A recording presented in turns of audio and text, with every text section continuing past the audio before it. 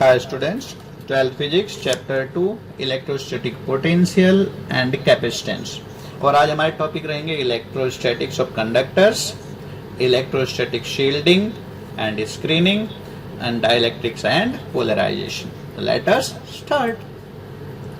पहला हमें थोड़ा सा एक एक्स्ट्रा टॉपिक ले रहे हैं आज, थोड़ा एनालाइज करेंगे हम potential energy of dipole in an external field. और ये एग्जाम पर्पज से नहीं है, एक चीज को हमें थोड़ा सा समझना है कि पोटेंशियल एनर्जी का हम रेफरेंस पॉइंट इन्फिनिटी पे लेते हैं तो वहां पे हम पोटेंशियल एनर्जी जीरो लेते हैं। ऐसा क्यों लेते हैं उसको थोड़ा स्टडी करना है, थोड़ा एनालाइज करना है, not for exam purpose, I am telling you again. लेकिन थोड़ा सा अगर हम इसको स्टार्ट करें तो हम जानते हैं ये डाइपोल है और ये एक इलेक्ट्रिक फील्ड में रखा है जो इलेक्ट्रिक फील्ड से डाइपोल मोमेंट थीटा एंगल बना रहा है। तो पोटेंशियल एनर्जी ऑफ डाइपोल क्या होगा? Potential energy of dipole in external field, तो हमने पढ़ा है पोटेंशियल एनर्जी का formula U is equal to minus PE cos theta. P dipole moment, E electric field और थीटा एंगल है डाइपोल मोमेंट और इलेक्ट्रिक फील्ड में। तो ये हमने पढ़ा है, लेकिन हमने एक और चीज पढ़ी है कि ये क्या टोटल एनर्जी है आपके डाइपोल की। टोटल एनर्जी अगर मैं डाइपोल की बात करूं, total potential energy of dipole, तो पोटेंशियल एनर्जी डाइपोल मैं लिखता हूं माइनस PE cos थीटा। ये तो है इलेक्ट्रिक फील्ड में है डाइपोल, लेकिन एक एनर्जी डाइपोल के पास ऐसी है चाहे वो इलेक्ट्रिक फील्ड में हो या ना हो, ये टू चार्ज पार्टिकल सिस्टम है आपका डाइपोल। और हमने पढ़ा है दो चार्ज जब एक दूसरे से डिस्टेंस पे मान लीजिए R12 पे रखे हों तो उनकी पोटेंशियल एनर्जी हमने पढ़ी थी in absence of electric field के Q1 Q2 अपॉन R12। तो डाइपोल तो यहाँ पे भी है, दो चार्ज पार्टिकल हैं उसके पास, माइनस Q और प्लस Q चार्ज है उसके पास, इसका मतलब ये एनर्जी तो उसके पास भी रहेगी। तो माइनस K Q1 Q2 यानी कि K Q1 Q2, Q charge minus Q charge और R12 का मतलब दोनों के बीच का गैप। तो ये एनर्जी आपके डाइपोल की रहेगी, इक्वेशन ए ये होनी चाहिए टोटल एनर्जी। और ऑल्टरनेटिवली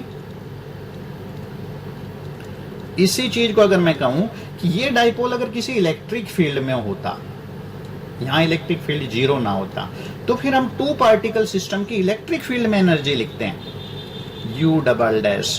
तो वो लिखते हैं हम कि पहला चार्ज Q1 पहले पॉइंट का पोटेंशियल, Q चार्ज अपने B पॉइंट पे लिया तो B का पोटेंशियल, माइनस Q चार्ज जिस पॉइंट पे रखा है उसका पोटेंशियल इलेक्ट्रिक फील्ड की वजह से।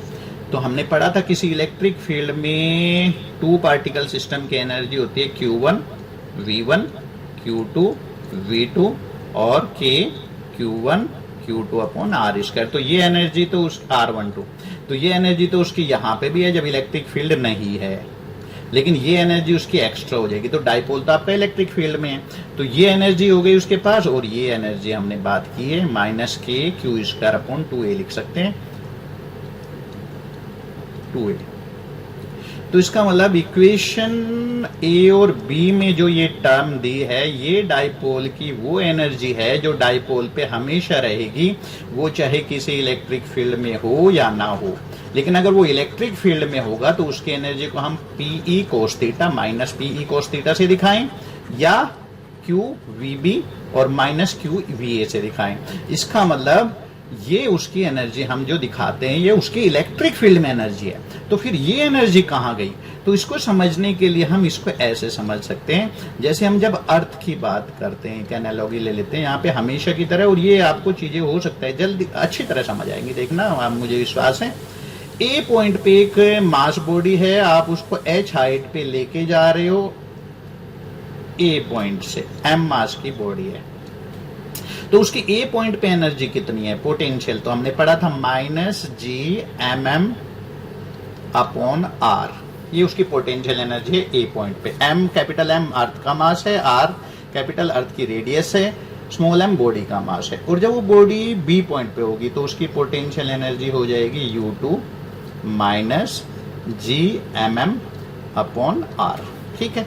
तो हम जब mgh पढ़ते हैं, फिर वो कौन सी एनर्जी होती है? हम तो mgh पढ़ते हैं पोटेंशियल एनर्जी जनरली, तो that is U2 minus U1, हम प्रूव कर सकते हैं। इसका मतलब चेंज इन पोटेंशियल एनर्जी।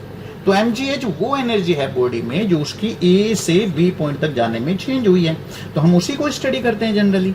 तो इसका मतलब क्या है कि जब हम लेते हैं U1 energy minus GMM upon R, U2 energy minus GMM upon small r, ये एनर्जी बॉडी की पोटेंशियल एनर्जी तब ली जाती है जब हम पोटेंशियल एनर्जी का रेफरेंस पॉइंट इन्फिनिटी पे मानते हैं।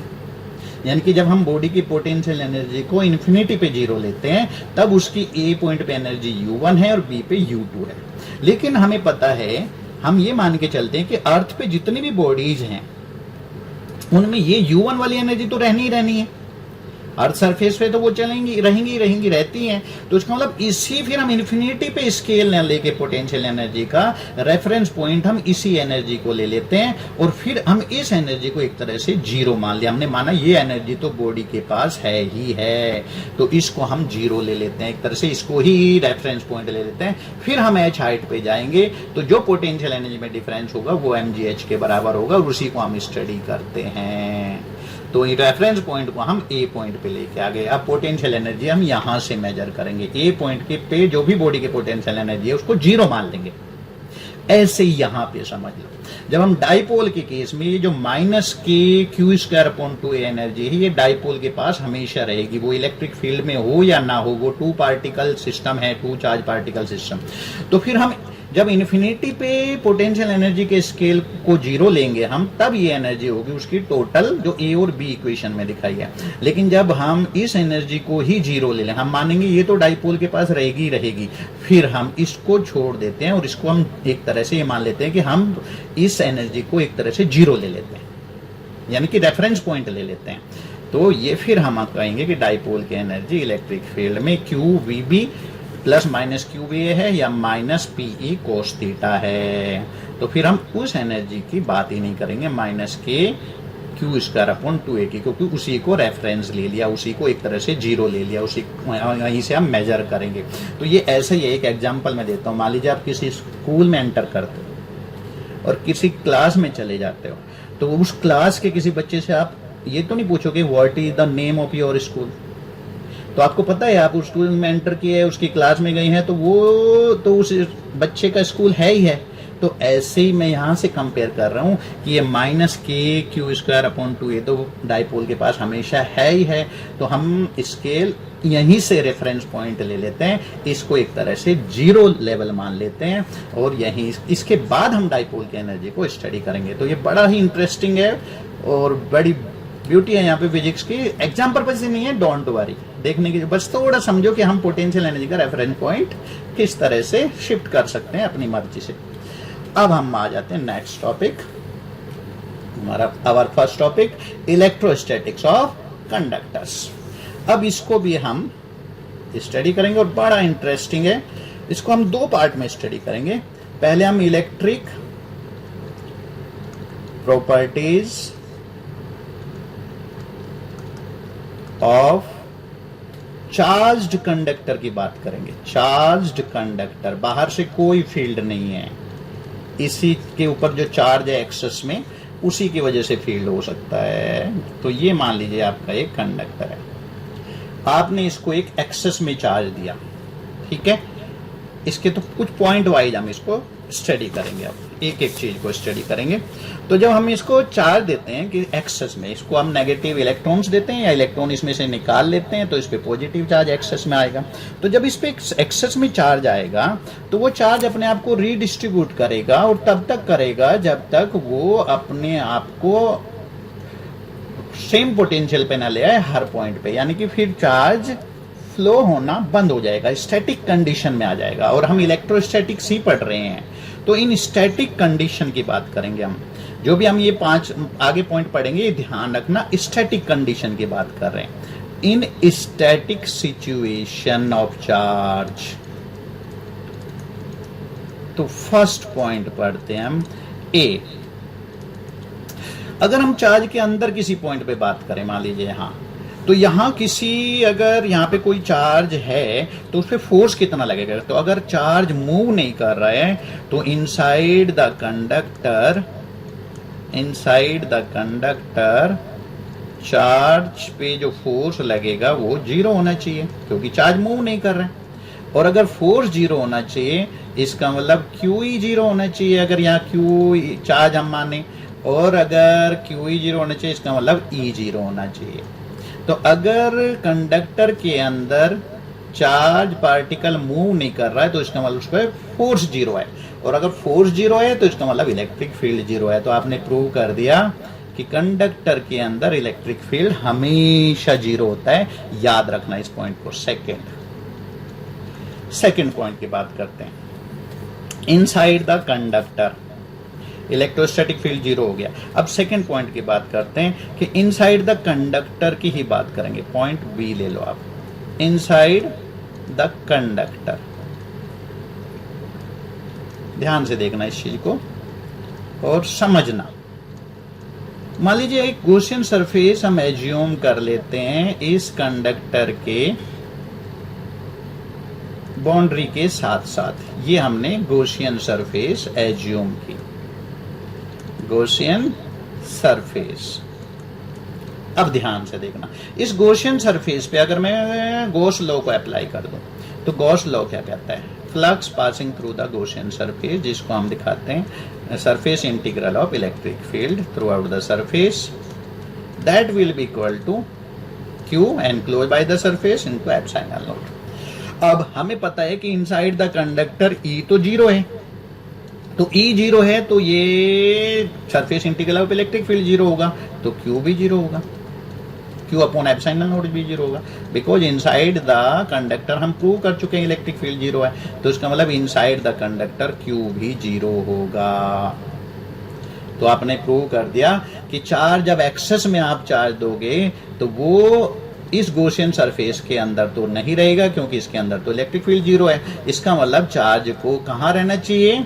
अंदर नहीं है तो इसके सरफेस पे रह सकता है। इसका मतलब जो एक्सेस चार्ज दोगे आप कंडक्टर को, वो इसकी सरफेस पे रिजाइड करेगा, क्योंकि अंदर इलेक्ट्रिक फील्ड जीरो है तो चार्ज भी जीरो रहेगा। और हम इस गॉसियन सरफेस को चाहे जितना छोटा कर ले, अगर इसके अंदर एक पॉइंट भी लोगे ना आप, तो उस पॉइंट के लिए आप अप्लाई करोगे तो चार्ज जीरो। तो इसका मतलब किसी भी पॉइंट पे चार्ज रिजाइड ही नहीं कर सकता इनसाइड द कंडक्टर। तो कंडक्टर की आउटर सरफेस पे, 3 डायमेंशनल कंडक्टर है आपका क्लोज, तो उसके आउटर सरफेस पे ही चार्ज रह सकता है। तो आपने प्रूव कर दिया इलेक्ट्रिक फील्ड जीरो था कंडक्टर के अंदर, चार्ज भी जीरो होगा। थर्ड पॉइंट की बात करते हैं, थर्ड पॉइंट देखते हैं। अब हम बात करते हैं चार्ज स्टैटिक कंडीशन में मूव नहीं कर रहा है, तो अगर हम ये चार्ज इसकी सरफेस पे है तो इलेक्ट्रिक फील्ड होगा। और हम मान के चलते हैं कि मान लीजिए इलेक्ट्रिक फील्ड सरफेस के साथ थीटा एंगल बना रहा है, इलेक्ट्रिक फील्ड सरफेस के साथ थीटा एंगल बना रहा है, तो इलेक्ट्रिक फील्ड का कंपोनेंट होगा सरफेस के parallel tangential component E cos theta, और वर्टिकल कंपोनेंट होगा नॉर्मल कंपोनेंट सरफेस के साथ ई साइन थीटा, उसका मैग्नीट्यूड यानी कि। तो अब जो अगर चार्ज आपका सरफेस पे है और चार्ज मूव नहीं कर रहे हैं, स्टैटिक सिचुएशन की बात कर रहे हैं हम, स्टैटिक सिचुएशन सब में कॉमन है, ध्यान रखना। तो on the surface of conductor पे चार्ज पे फोर्स जीरो होना चाहिए, क्योंकि चार्ज मूव नहीं कर रहा, क्योंकि टेंजेंशियल यानी कि टेंजेंशियल कंपोनेंट जो है फोर्स का वो जीरो होना चाहिए, और टेंजेंशियल कंपोनेंट तो फोर्स का है Q E cos theta.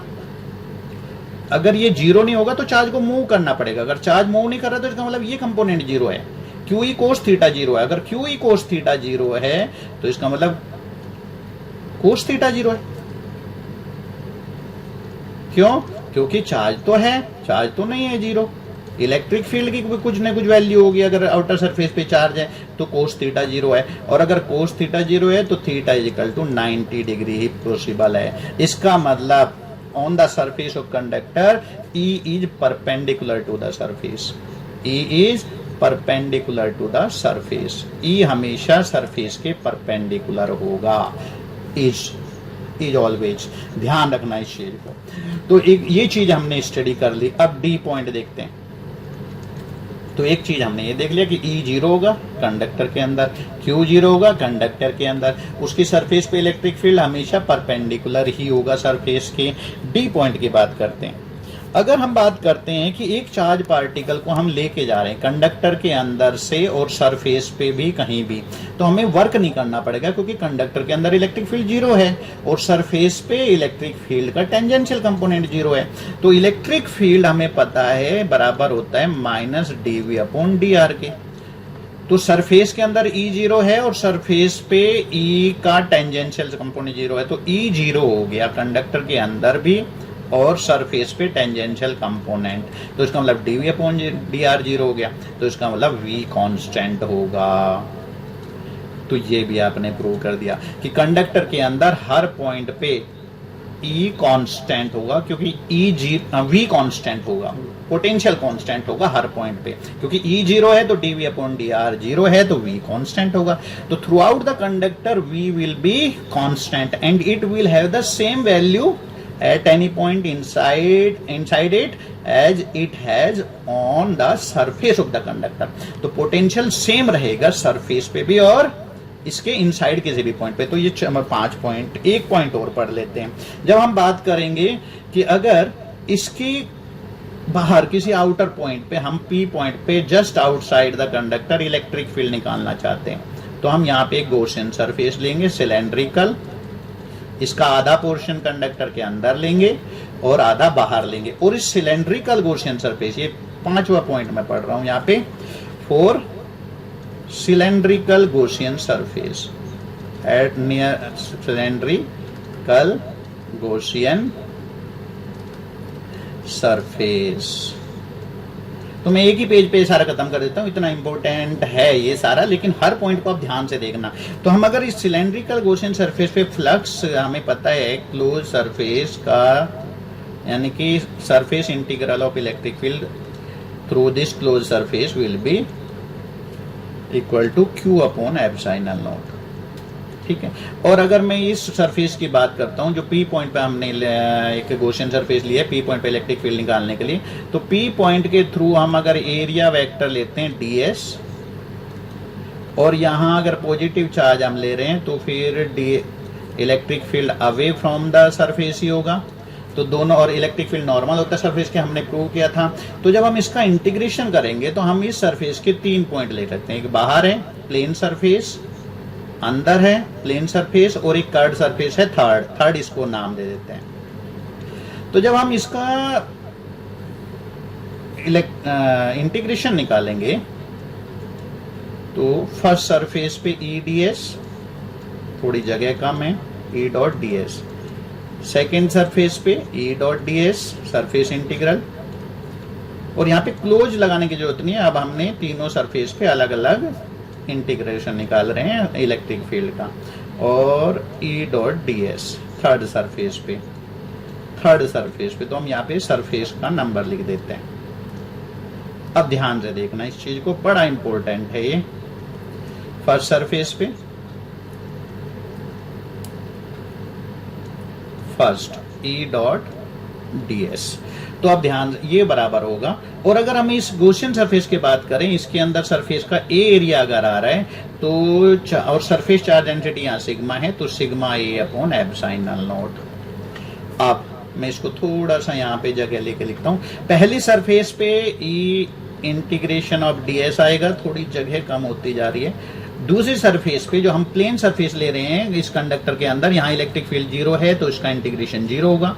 Third surface पे, कर्ड सरफेस पे इलेक्ट्रिक फील्ड और ds में हमेशा 90 डिग्री का एंगल होगा, तो ये भी इंटीग्रेशन जीरो, तो ये sigma A upon epsilon not. और थोड़ा सा मैं इसको यहाँ लिखूंगा ध्यान से इसके बाद। तो आपका इंटीग्रेशन आ गया फर्स्ट सरफेस पे ds, ई बाहर आ जाएगा, फर्स्ट सरफेस पे ds का इंटीग्रेशन, और ये बराबर होगा सिग्मा अपॉन एप्सिलॉन नॉट। तो फर्स्ट सरफेस का एरिया तो ए के बराबर ही होगा। अगर हम ये सिलेंड्रिकल स्पेस ले रहे हैं तो इसका प्लेन सरफेस का एरिया वही होगा जो हमने सरफेस पे लिया है, तो E इंटू ए हो गया, और ये बराबर हो गया sigma A upon epsilon not के, और सिग्मा ए से ए कट गया तो electric field just outside the surface आपने प्रूव कर दिया ई upon app sigma upon epsilon not. तो ये चीज ध्यान से देखना, थोड़ा सा यहाँ ऐसा हो गया कि थोड़ा जगह कम थी, लेकिन फिर भी मैंने सारे पॉइंट एक ही पेज पर दिखाने के लिए यहीं पे ले लिए। तो पहला पॉइंट हमने प्रूव किया था कि कंडक्टर के अंदर हर पॉइंट पे इलेक्ट्रिक फील्ड जीरो होगा। सेकंड पॉइंट प्रूव किया था चार्ज जीरो होगा, हाँ, इसका मतलब चार्ज सरफेस पे ही रिजाइड कर सकता है। तीसरा पॉइंट लिया था कि हम कंडक्टर की सरफेस पे हर पॉइंट पे इलेक्ट्रिक फील्ड सरफेस के नॉर्मल होगा। फोर्थ पॉइंट हमने लिया था कि V कांस्टेंट होगा कंडक्टर के अंदर किसी भी पॉइंट पे, और उसकी जो वैल्यू कंडक्टर अंदर किसी भी पॉइंट पे होगी वही सरफेस पे होगी। और हमने नेक्स्ट पॉइंट लिया है कि इलेक्ट्रिक फील्ड की value just outside the conductor sigma upon epsilon not होगा। तो ये 5 पॉइंट थे, इनको जरा ध्यान से पढ़ोगे तो यही आप मेन पॉइंट है।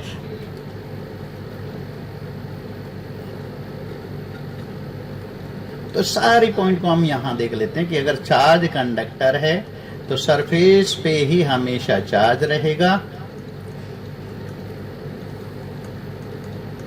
याद करने के लिए मैं बोल रहा हूं क्योंकि पढ़ तो चुके हम। तो सरफेस के अंदर inside the conductor electric field zero होगा, Q हमेशा जीरो होगा, V कांस्टेंट रहेगा, और V की वैल्यू जो अंदर किसी पॉइंट पे होगी वही सरफेस पे होगी, और बाहर इलेक्ट्रिक फील्ड हमेशा सरफेस के 90 डिग्री एंगल बनाएगा, और इलेक्ट्रिक फील्ड की value just outside the surface किसी भी पॉइंट पे सिग्मा अपॉन एप्सिलॉन नॉट होगी। तो ये 5 पॉइंट है, 3 इलेक्ट्रिक फील्ड से रिलेटेड हैं और एक चार्ज से और एक पोटेंशियल से। तो ध्यान रखना, ये याद करने के लिए मैंने बनाया है, ध्यान रखना इसको। तो नेक्स्ट टॉपिक अब हम लेंगे, तो इसको ध्यान से पढ़ना। अब हमने बात की थी कि हम चार्ज कंडक्टर की प्रॉपर्टीज की बात करते हैं। अब हम सेकेंड पॉइंट ले रहे हैं अपना। सेकेंड पॉइंट क्या है हमारा कि जब हमारा conductor in external electric field, conductor हमारा इन एक्सटर्नल इलेक्ट्रिक फील्ड है, तो ये कैसे बिहेव करेगा। इलेक्ट्रिक फील्ड बाहर से चार्ज कॉन्फ़िगरेशन की वजह से किसी की है और कंडक्टर हमारा उसके अंदर रखा है, तो फिर हम स्टडी करेंगे कि यहां मान लीजिए ये आपका कंडक्टर है, ठीक है, ये कंडक्टर है और ये एक इलेक्ट्रिक फील्ड में रखा है, और इलेक्ट्रिक फील्ड मान लीजिए एक्सटर्नल ये है, और आपको पता है कंडक्टर की सरफेस पे नॉर्मल रहेगा। तो इस तरह से थोड़ा बनाओगे आप, यहाँ इलेक्ट्रिक फील्ड लाइन है, फोर्स ऐसी हो गई, और यहाँ तो थोड़ा सा इसको बनाने में ध्यान रखना इसको, और ये इलेक्ट्रिक फील्ड है। तो एक्सटर्नल कोई आपने इलेक्ट्रिक फील्ड लगाया ई नॉट, तो होगा क्या, जब आप कंडक्टर को इलेक्ट्रिक फील्ड में रखोगे तो कंडक्टर के अंदर फ्री चार्ज प्लेंटी में है, इनफाइनाइट अमाउंट में है, तो इलेक्ट्रॉन इलेक्ट्रिक फील्ड के अगेंस्ट अपोजिट डायरेक्शन में मूव करेंगे, और इलेक्ट्रॉन इसका मतलब कंडक्टर के इलेक्ट्रिक फील्ड के अगेंस्ट जाके कंडक्टर के स्पेस पे कलेक्ट हो जाएंगे, एक्सेस में आ जाएंगे। यहाँ पे इलेक्ट्रॉन की कमी हो जाएगी, तो यहाँ पे पॉजिटिव चार्ज।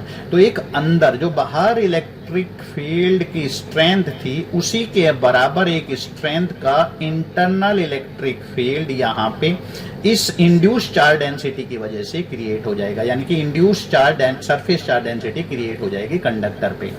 तो इसका मतलब नेट अगर हम बात करें electric field inside the conductor होगा, बाहर का इलेक्ट्रिक फील्ड प्लस इसके अंदर जो इलेक्ट्रिक फील्ड है उसका दोनों का वेक्टर सम, और इलेक्ट्रॉन की अमाउंट इनफाइनाइट नंबर में है इलेक्ट्रॉन हमारे पास, इसका मतलब ई इंटरनल डेवलप होता जाएगा, इसकी मैग्नीट्यूड बढ़ता जाएगा जब तक इसकी वैल्यू ई नॉट के बराबर ना हो जाए, और उसका मतलब ये net electric field zero produce कर देगा कंडक्टर के अंदर। तो net electric field inside the conductor is always zero. तो it means if a conductor is placed in an external field, its charge redistributes, surface charge density is induces on the surface of conductor which produce an electric field opposite to the direction of external electric field in the same amount, and that therefore the net field inside the conductor becomes zero। बस इतनी सी बात है। Conductor को आप electric field में रखोगे, net field उस पे 0 आ जाएगा। ये चीज ध्यान रखने वाली है, इसमें कोई भी कंफ्यूजन नहीं होना चाहिए। इसी को हम थोड़ा सा इसके 2 पॉइंट आगे पढ़ेंगे, यहाँ पेज पे कम जगह है तो यहाँ पढ़ेंगे हम इलेक्ट्रोस्टैटिक शील्डिंग की बात करेंगे। जब अब हमने देखा अभी जो हम सेकंड पार्ट पढ़ रहे हैं उसका ई पार्ट, इलेक्ट्रोस्टैटिक शील्डिंग। अब ये क्या होता है electrostatic shielding?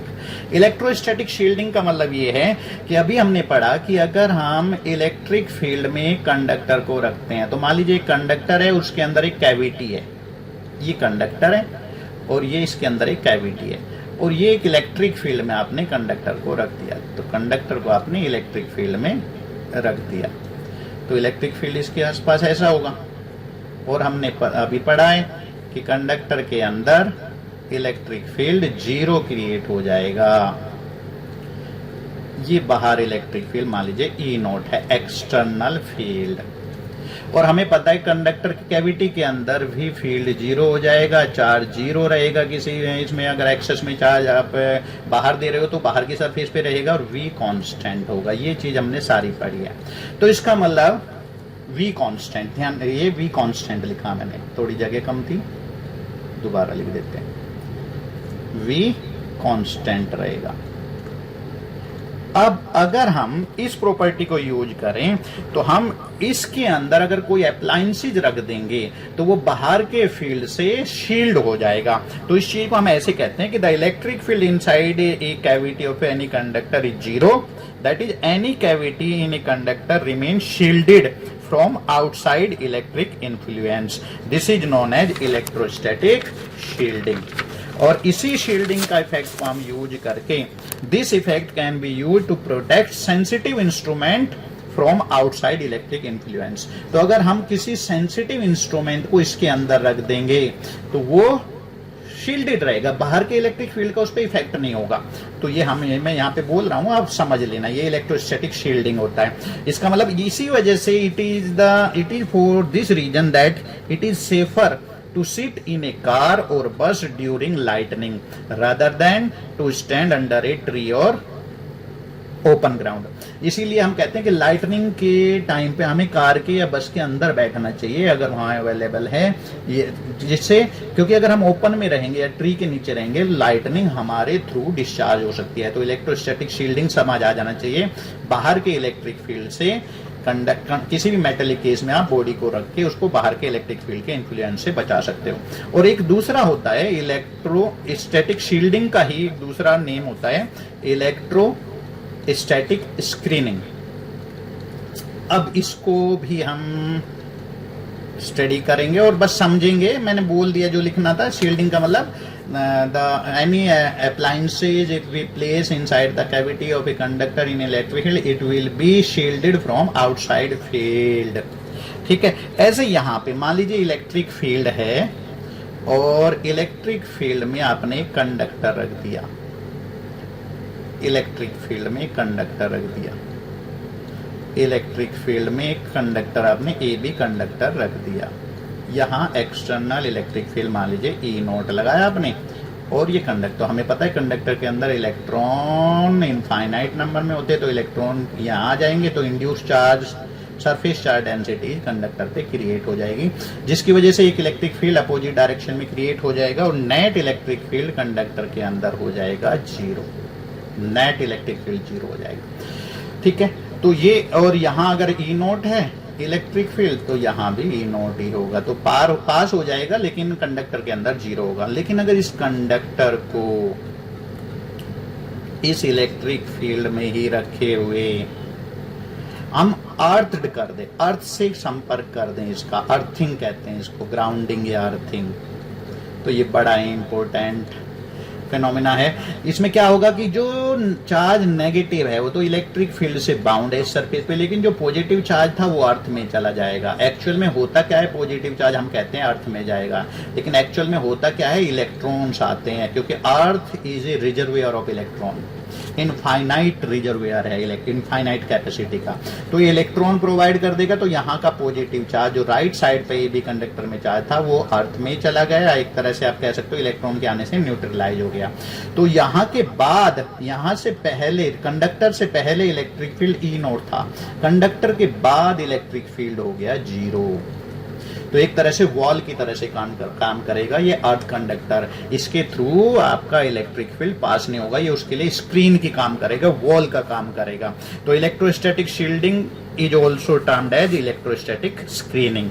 And earth conductor acts as a screen against the electric field. तो मैं लिख नहीं रहा हूं, बोल रहा हूं। यानी कि ये जो AB कंडक्टर ये एक तरह से स्क्रीन की तरह से काम करेगा इलेक्ट्रिक फील्ड के अगेंस्ट, है ना। इंटरेस्टिंग। इसी वजह से हम कहते हैं कि हाई वोल्टेज जनरेटर को हम मेटालिक केस में रखते हैं। एक हाई वोल्टेज जनरेटर अगर होगा हाई वोल्टेज, उसको हम एक अर्थ कंडक्टर के अंदर रखते हैं, अर्थ कंडक्टर। तो क्यों रखेंगे अब समझो, यहां से हमने उसे क्यों रखा है, जिससे this would prevent the field of generator from spreading out of the cage। और इस तरह के मेटालिक केज को फैराडे केज कहते हैं, क्योंकि हमें ये आप पढ़ सकते हो, एक्सप्लोर कर सकते हो नेट पे फैराडे केजेस।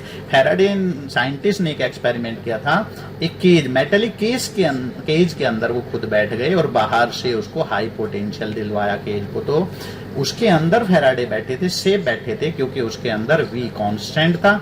और हमें पता है V पोटेंशियल अगर कांस्टेंट है तो कभी भी शॉक नहीं लगेगा जब तक पोटेंशियल डिफरेंस ना हो, क्योंकि पोटेंशियल कांस्टेंट का मतलब potential difference 0, electric field 0। Clear.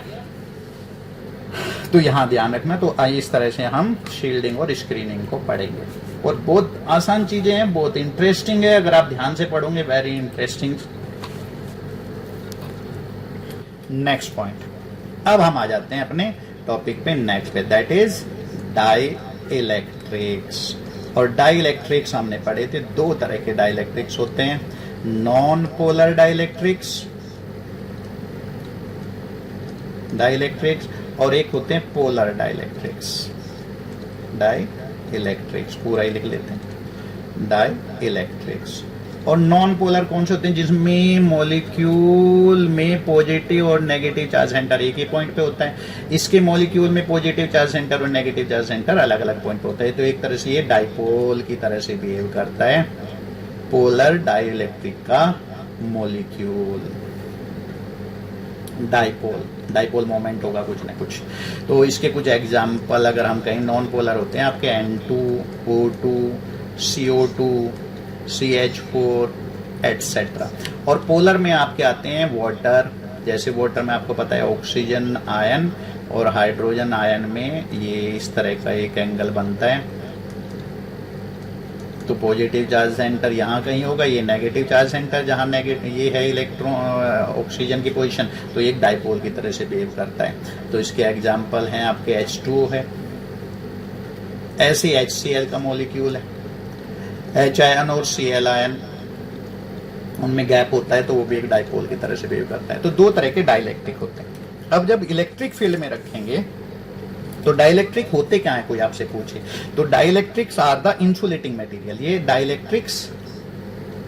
Dielectrics जो होते हैं वो इंसुलेटिंग मटेरियल्स होते हैं, इंसुलेटिंग मटेरियल्स। लेकिन कैसे, which transmit electric effect through them, transmit electric effects through them without actual conducting, without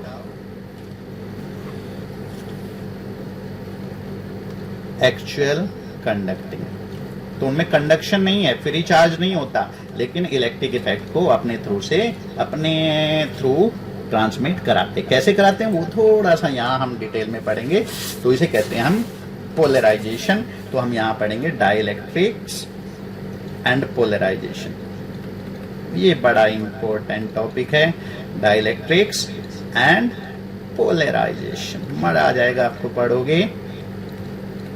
अभी हमने पढ़ा था कि अगर इलेक्ट्रिक फील्ड में कंडक्टर को रखें तो क्या होगा, अब कंडक्टर को नहीं रखते, ये डाइलेक्ट्रिक को रखते हैं हम। कंडक्टर तो पढ़ चुके, इलेक्ट्रिक फील्ड में रखेंगे तो नेट फील्ड उसके अंदर 0 आ जाएगा। अब हम क्या करते हैं, हम डाइलेक्ट्रिक रखते हैं एक इलेक्ट्रिक फील्ड में। बड़ा इंटरेस्टिंग है, ध्यान से पढ़ना और मजा आ जाएगा आपको। देखिए ये आपका इलेक्ट्रिक फील्ड E0 मान लीजिए एक्सटर्नल फील्ड। अब होगा क्या, जो आपके डाइलेक्ट्रिक होते हैं उनमें फ्री चार्ज अवेलेबल ही नहीं होता, इलेक्ट्रॉन अवेलेबल नहीं है, लेकिन उनके जो मॉलिक्यूल्स हैं, जब कोई भी मॉलिक्यूल होगा डाइलेक्ट्रिक का, अगर वो पोलर मॉलिक्यूल है तब भी पोलर है, मान लो जो पोलर मॉलिक्यूल है, ठीक है, और उसका एक नॉन पोलर मॉलिक्यूल है। नॉन पोलर इस तरह का होता है। तो जब इलेक्ट्रिक फील्ड लगेगा, जब इलेक्ट्रिक फील्ड नहीं है, इलेक्ट्रिक फील्ड 0 नहीं है तो दोनों, लेकिन अगर इलेक्ट्रिक फील्ड 0 नहीं है, उसकी कोई वैल्यू है मान लीजिए E0, तो ये डाइपोल में एक डाइपोल मोमेंट आ जाएगा, क्योंकि पॉजिटिव चार्ज पे इधर को फोर्स लगेगा QE, माइनस पे इधर को लगेगा एक कपल ऑफ फोर्स लगेगा जो इस पे टॉर्क अप्लाई करेगा, और वो नॉन पोलर पे तो लगेगा ही लगेगा, वो तो पहले से ही डाइपोल है, उसमें डाइपोल मोमेंट पहले से ही है, तो उस पे भी ये फोर्स लगेगा। तो मॉलिक्यूल चाहे पोलर हो या नॉन पोलर हो, जब इलेक्ट्रिक फील्ड में रखेंगे वो दोनों में डाइपोल मोमेंट आ जाएगा। इसमें तो पहले से था परमानेंट डाइपोल मोमेंट, बस अलाइन हुआ है ये तो, और इसमें क्या है इंड्यूस्ड डाइपोल मोमेंट हो जाएगा।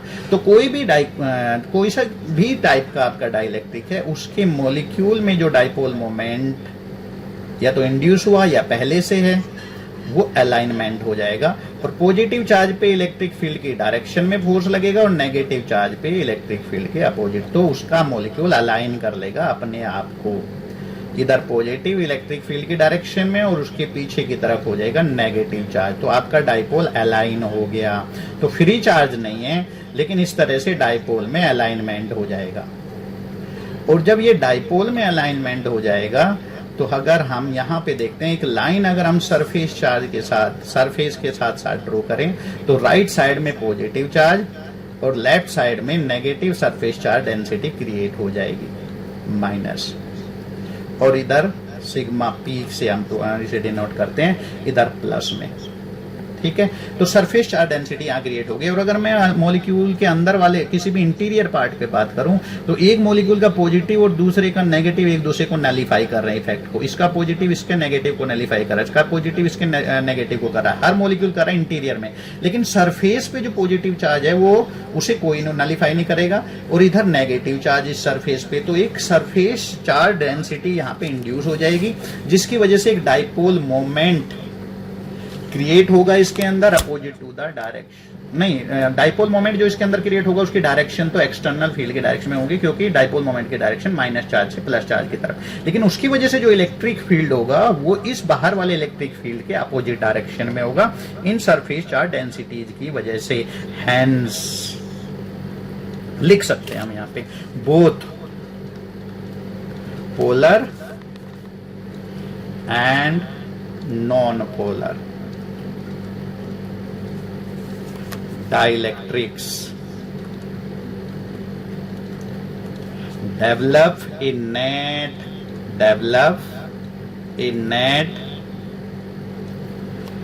dipole moment,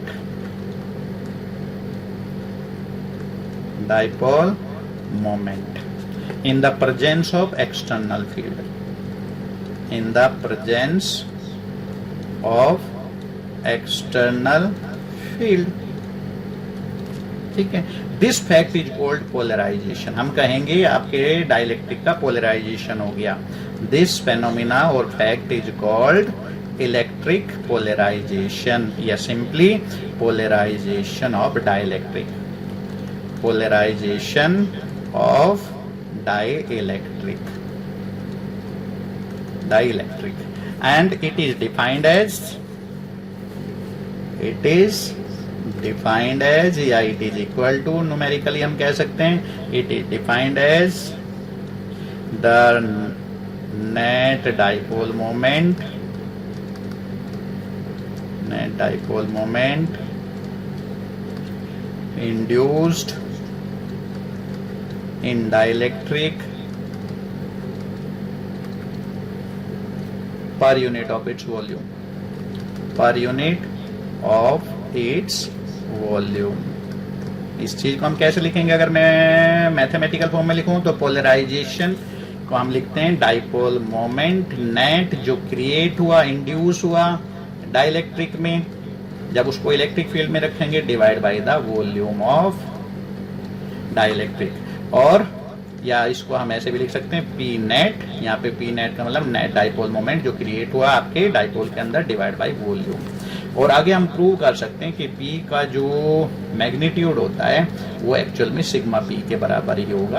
तो यहाँ हम डिटेल में जाते नहीं, वैसे कर सकते हैं हम, थोड़ा सा मैं ये करा देता हूँ कि डाइपोल मोमेंट जो क्रिएट हुआ उसको अगर मैं प्रूव करना चाहूँ, डाइपोल पोलराइजेशन, तो पोलराइजेशन क्या है? Dipole moment. और डाइपोल मोमेंट हम ले सकते हैं अगर लेफ्ट साइड पे चार्ज Q है और इस आपके डाइलेक्ट्रिक की डिस्टेंस यानी कि थिकनेस D है, एरिया इसका A है मान लीजिए किसी भी सरफेस का, तो फिर डाइपोल मोमेंट क्या होता है? Q इंटू 2A का मतलब यहाँ पे D, तो एक सरफेस पे चार्ज इंटू D है तो सिग्मा A इंटू D। और अगर मैं ये तो हुआ इसका डाइपोल मोमेंट, तो पोलराइजेशन क्या होगा? Dipole moment per unit volume, dipole moment sigma A D upon volume कितना हुआ आपके डाइपोल का, डाइलेक्ट्रिक का? ए सरफेस एरिया है, डी बीच में डिस्टेंस है दोनों सरफेस के, तो ए डी हो गया, तो ये सिग्मा के बराबर ही आ जाएगा न्यूमेरिकली। तो हम आप प्रूव कर सकते हैं। तो पोलराइजेशन इसके बराबर हो गया। तो polarisation is a vector quantity, vector quantity. आपका डाइलेक्ट्रिक पोलराइज हो गया जब इलेक्ट्रिक फील्ड में रखा, उसको हम मापेंगे उसके पोलराइजेशन से। क्लियर है? और इट्स यूनिट इज, अगर आप देखो तो करके देख लेना, डाइपोल मोमेंट की यूनिट को वॉल्यूम की यूनिट से डिवाइड करके, तो कूलाम पर मीटर स्क्वायर यूनिट होगी, कूलाम पर मीटर स्क्वायर। इस चीज को ध्यान रखना। अब थोड़ा हम आगे इसको पढ़ते हैं।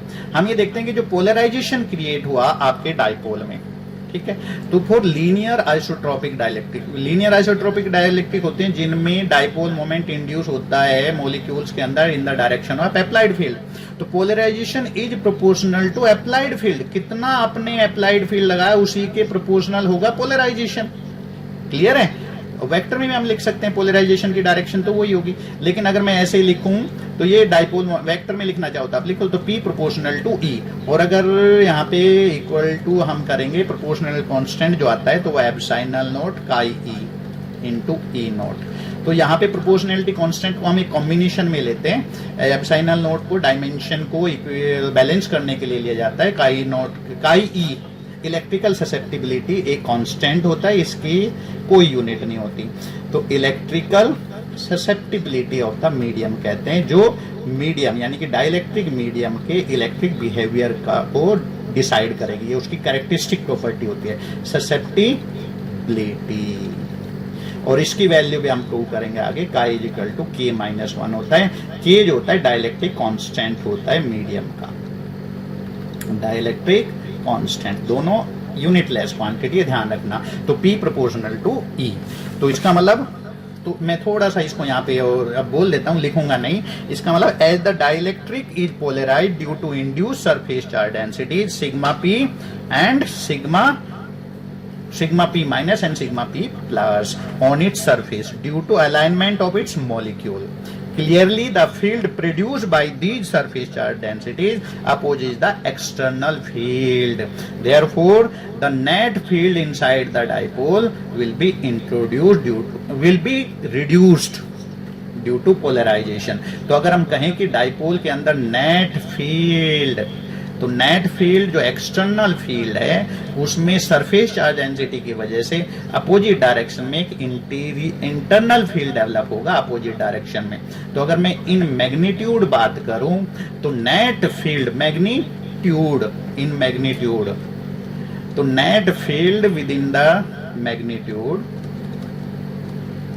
तो net field inside the dielectric हो जाएगा E नॉट ई नॉट, सिर्फ हम मैग्नीट्यूड की बात कर रहे हैं तो वेक्टर नहीं लिखेंगे, ई नॉट, और जो ई इंटीरियर क्रिएट होगा सरफेस चार्ज डेंसिटी की वजह से, वो जो अपोजिट डायरेक्शन में चले इन दोनों के डिफरेंस के बराबर, और हम आगे प्रूव कर सकते हैं ये ई नॉट बाई के के बराबर होगा, यानी कि के उसका डाइलेक्ट्रिक कांस्टेंट है। तो पोलराइजेशन की वजह से डाइलेक्ट्रिक के अंदर नेट फील्ड रिड्यूस हो जाएगा and that will be equal to 1/k times the applied electric field.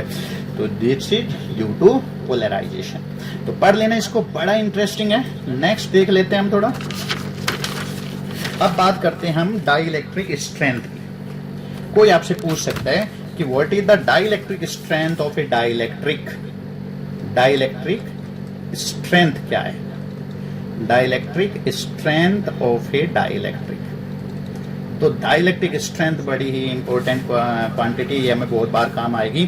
तो हमने पढ़ा था कि कोई भी डाइपोल हो, डाइलेक्ट्रिक हो, चाहे उसका मॉलिक्यूल पोलर हो या नॉन पोलर हो, इलेक्ट्रिक फील्ड में उसमें एक डाइपोल मोमेंट इंड्यूस हो जाएगा, या पहले से है तो परमानेंट होगा, उस पर कपल ऑफ फोर्स लगेगा इलेक्ट्रिक फील्ड में हर मॉलिक्यूल। जब इलेक्ट्रिक फील्ड में आप डाइलेक्ट्रिक को रखोगे, तो अगर हम इलेक्ट्रिक फील्ड की अमाउंट बढ़ाते जाएं तो ये कपल बढ़ता जाएगा और डाइपोल पे ये इतना इलेक्ट्रिक फोर्स अप्लाई कर देगा कि इलेक्ट्रॉन एक तरह से टियर ऑफ द मॉलिक्यूल, यानी कि आयनाइजेशन ऑफ द सब्सटेंस हो जाएगा, और तब हम कहते हैं कि डाइलेक्ट्रिक ब्रेकडाउन हो जाएगा। फिर आपके डाइलेक्ट्रिक की प्रॉपर्टी इंसुलेटिंग नहीं होगी, वो कंडक्टिंग हो जाएगा, क्योंकि इतना ज्यादा आप इलेक्ट्रिक फील्ड कहां तक सहन करेगा, कितना सहन करेगा? आप इलेक्ट्रिक फील्ड बढ़ाते जा रहे हो, मान ही नहीं रहे हो। आपने इलेक्ट्रिक फील्ड बढ़ाया, तो मॉलिक्यूल पे दोनों तरफ से इलेक्ट्रिक फील्ड ने फोर्स लगाया और मॉलिक्यूल को टियर ऑफ कर दिया, आयनाइजेशन कर दिया, उसकी डाइलेक्ट्रिक ब्रेकडाउन हो गया, फिर वो डाइलेक्ट्रिक नहीं रहेगा, फिर उसमें इलेक्ट्रिक चार्जेज आपको अवेलेबल हो जाएंगे और you will get the current passing through it easily. तो उसे कहेंगे हम इसका डाइलेक्ट्रिक ब्रेकडाउन। तो the maximum electric field, maximum electric field that can exist in a dielectric, that can exist in a dielectric without causing the breakdown of its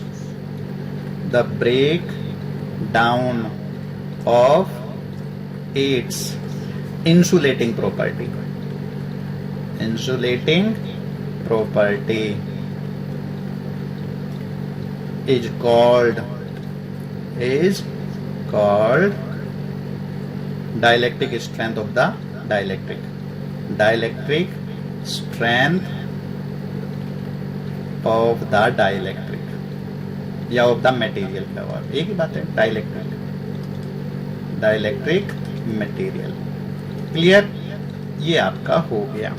तो the unit of dielectric strength, the unit of dielectric strength is volt पर metre या Newton पर coulomb, जो कि electric field की ही value को हम dielectric strength कहते हैं, मैक्सिमम वैल्यू को, तो इलेक्ट्रिक फील्ड की ही यूनिट आएगी।